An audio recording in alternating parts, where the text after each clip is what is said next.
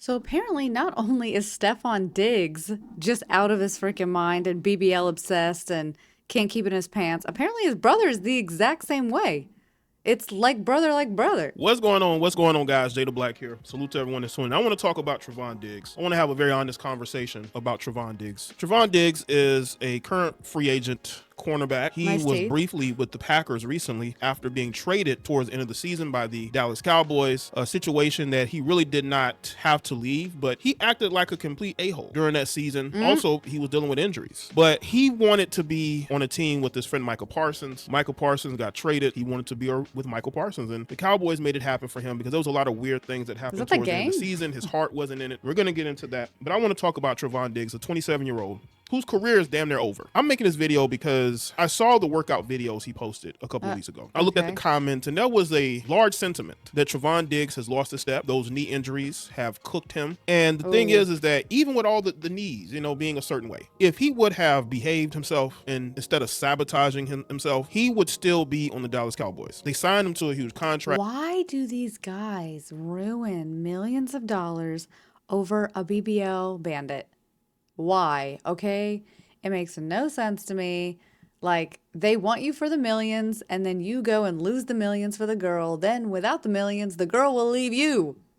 They wanted it to work, but he did not even try to learn the new defense. Now, again, the defensive coordinator had last year, I understand, but he didn't even try. His heart wasn't in it. And that's why they let him go late in the year. They just couldn't take it anymore. The guy just clearly did not want to be there, and he's doing everything he can to show them that he didn't want to be there. I think he's regretting that choice now because he thought he was going to link back up with his buddy Michael Parsons with the Packers, only for the Packers to see him in action and say, yeah, he can't play for us. It wasn't just the defensive coordinator or the defense he was playing in. He's cooked. Those knees are just, he's lost his stuff. He doesn't have it. He's a finesse football player. He hates contact. So you can't really put him at safety because at safety, you got to tackle. But with him, I just think it's all mental. I don't think his heart is in it. And he fell into a trap that a lot of these black professional athletes fall into once they get to the NFL or the NBA. They start getting money, they start getting girls, and they tend to become very unfocused. I wonder if they didn't have, like, did they both just not get girls growing up? And now that they're rich and famous, they're like, now is our time to just like select, like, just spread our seed and just slay left and right. I'm so confused why, like there's athlete level of like hooking up with girls, and then there's these two, and it is like they're inventing a new level. They're like the Diddies of the NFL. Like, this is insane. Almost like his brother, Stefon Diggs. Stefon Diggs is very unfocused. Fun fact, I actually went to college with Stefon Diggs, and I went to a party at his house. So yeah, I've seen him in person physically, but I have never met him like one-on-one. I will say this though, he's been more consistent than Trevon. He's a free agent right now, not because of what he couldn't do on the field, but because of just he seems like a very unfocused and unreliable player off the field. But he has been able to show he can play on the field. So it remains to be seen if he's going to get another opportunity before the season starts. But Trevon, I don't think so. Okay, there are players who had just got drafted or undrafted into the NFL who probably. Do you think they're Eskimo brothers and real brothers? Yeah. If I had a tongue, it'd be out. Ugh. Or a much better player than Trevon at this point. And he can't afford to not have a job. I mean, this guy got 3 kids to take care of, about 3 different women. So he can't afford to not work. He has to work. But see, this is what happens when you try to sabotage what God has given you, what has blessed you with. Not only your athletic ability, I'm not gonna take that away from you, but you were put in a position that most men dream of. Not only are you playing for a storied franchise in the Dallas Cowboys, even though they're not perfect, but it gives you this contract extension that people didn't think you deserved, but they gave it to you. And then because you couldn't be teammates with your friend, you sabotaged the situation. And now you're posting these half-hearted workout videos, just looking very disinterested.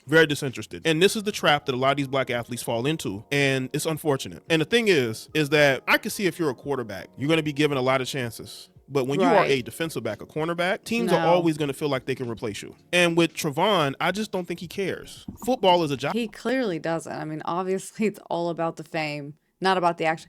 All about the fame, not about the game. Up to him. He doesn't have a passion for it. He's 27, so he was able to get a max contract in his early to mid-20s. As a matter of fact, let's go over the timeline of his career. 2016, 2017, he began his college career as a wide receiver and returned specialist before successfully transitioned to cornerback full-time at the University of Alabama. 2018, he saw his junior year cut short just after 6 games due to a broken foot injury situation started in college. In 2019, he earned first-team All-SEC honors after recording 37 tackles, 3 interceptions, and 1 return for a touchdown and 8 pass breakups. Now, his NFL career. He was drafted in 2020 in the second round by the Dallas Cowboys. He started 11 games and recorded 3 interceptions and 58 tackles. 2021, he had a historic breakout season, leading the NFL in 11 interceptions, tying the Cowboys single-season franchise record, named first-team All-Pro, and earned his first Pro Bowl selection. That's the season that got him paid. So that's the thing. It's like you clearly have talent. Why are you just throwing it all away? And like you act like you haven't worked your whole life to get here. You're just like, yeah, I'll throw it away from some girl with the ass bigger than a globe. 2022, he secured his second consecutive Pro Bowl nod, starting all 17 games, registering 59 tackles, 14 pass breakups, and 3 interceptions. Now, in July of 2023, he signed a 5-year, $97 million contract extension with the Cowboys. But in September, just a couple of months later, he suffered a torn ACL in his left knee during a team practice, forcing him to miss the remainder of the 2023 season after 2 games. Now, in 2024, he returned to the field but played limited games. In late 2025, he was released by the Dallas Cowboys ahead of the final week of the regular season because he was being a dickhead. 2025-2026 postseason, he was signed. Well, I wonder what he did. Like, what was the specific thing that made him a dickhead? With the Green Bay Packers, but only appeared for 1 snap during the playoffs. He was subsequently released and became a free agent. And that's pretty much it. And by the way, Michael Parsons plays for the Green Bay Packers. And that couldn't save him. Because they looked at him and say, he don't got it. He's cooked physically. And the thing is that even with him physically not being there, he would still be on the Cowboys roster right now, I believe. They would have given him 1 more year. They would have written off this year. It's okay, we have a different defense. Physically, maybe he needs to get 100%. Once he gets 100%, then we can see what's going on. But he did not trust the process at all because he doesn't care about football. And when you don't care about something, people can see through it. The Packers saw it. That's why they released him just as quickly as they signed him, because they could see it. The Green Bay Packers have good coaches. They could see it. They could see that he did not care anymore. He did not care about football. He cared about the things that come with football, unfortunately. Yeah, the fame. Which is it's a trap that these black athletes fall into every single time. Zion. It's like, that's why I feel like there's so many basketball players who like secretly wanted in their past life to like be a rapper, because like there's a lot of people who like want to either be in the NBA or be a rapper. Like, to have both of those simultaneous dreams and like see which one you could achieve more or faster, that's so many people. Williamson fell into that trap. Now he's trying to. This guy also, oh my God, like him with the OnlyFans chicks, like, okay, he can't put 2 things down: OnlyFans chicks and food. Okay, like it is insane what Zion's doing. He's been trying this year, getting the weight down, effort on the court. But is this a recent picture? Because dang, he really did get the weight down. If this is a recent picture. See, promising players fall short of their potential due to the fact that they fall into the trap of dealing with heifers off the field. Let's get into some more of his antics and issues, right? Diggs chose to rehab his knee and ACL injuries away from the team facilities. He violated team policy and resulted in a $500,000 salary reduction. He spent nearly 2 months, now this is in 2025, 2 months on injury reserve after suffering a concussion from an at-home accident, which he later clarified was caused by a TV-mounted pole falling on his head. That is weird. That is a weird Oh my God. How much you want to bet it was like a stripper pole came out the ceiling and knocked his ass out? Like, what do you mean? Like, are you a man? Like, it just like, there's no way like you're doing that. To get from that. The team initially handled his absence with skepticism due to ongoing disagreements about the health of his knees. The final straw occurred on Christmas Day of 2025. Following a win against the Washington Commanders near his hometown, Diggs asked to remain in the area with his family. The coaching staff denied the request to ensure adherence to team travel protocol, but Diggs stayed back anyway, choosing to attend a friend's concert. They're so entitled, these two. Like, they act like they can do whatever they want. And they seem like just complete assholes. Like, okay, it's against company policy. I don't care. I'm gonna do it anyway. It's like so ridiculous. Like, it's just so entitled. Instead, so he didn't want to just be around family. He wanted to go to that concert. Again, he was being a dickhead. He did not want to listen because he did not care anymore. He wanted them to release him. This is how stupid this guy was. Throughout the 2025 season, Diggs frequently missed or showed up late to team meetings, publicly questioned coaches regarding defensive schemes, and struggled to maintain strong relationships with the coaching staff and front office. Talk about a self-sabotage. This dude sabotaged his own career. He sabotaged his own career, and now he's putting up these half-hearted workout videos where he's so disengaged. engaged. But he needs the money because he got kids to take care of. And the women that he had kids by, the Yasmin Lopez, the Joy Chavis, they're going to want their bread. She has a baby with him. She has a baby with every like famous baller dude. Like it is so crazy. Joy is like in terms of like the baby mama game, not that there's any pride in that. She's killing it.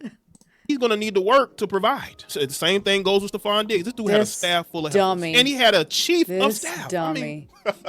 Come on, chief of staff of what? But she's a dummy they surround too. themselves with the I love her, but I just wish she was making smarter decisions when it comes to him. Women. Because it's about women and fame. It's not about the art, the passion. It's all about going out there and getting women. Yeah, making money. But the thing is about the NFL, man, if they find out that you don't care, they're going to get rid of you. They want football to be your number one priority. Outside of family, they want football to be your number one priority. Yep, and if football is obviously, your number one priority, you. They're going to get rid of you. That's just how they're it is. Paying and now you. That's he's what they jobless. Want. And, you know, them heifers going to want their money. So let us in the comment section. Let me your thoughts, like this video, and share it. Follow me on all my social Jaye De media Black, platforms. Follow, like, comment, subscribe, Jaye De Black. Like, comment, subscribe on my video.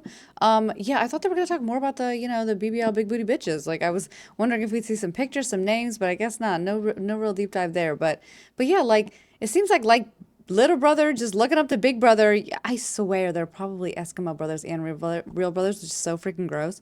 But yeah, like, or you would think that maybe like the older brother would be making bad decisions and then the younger brother would be like, you know what, let me learn from his mistakes and like not do that. But you know what, some people, it's just some cycles keep on going. Some people never learn. Some people just, well, I guess he learned from him directly. I guess never learned to be better.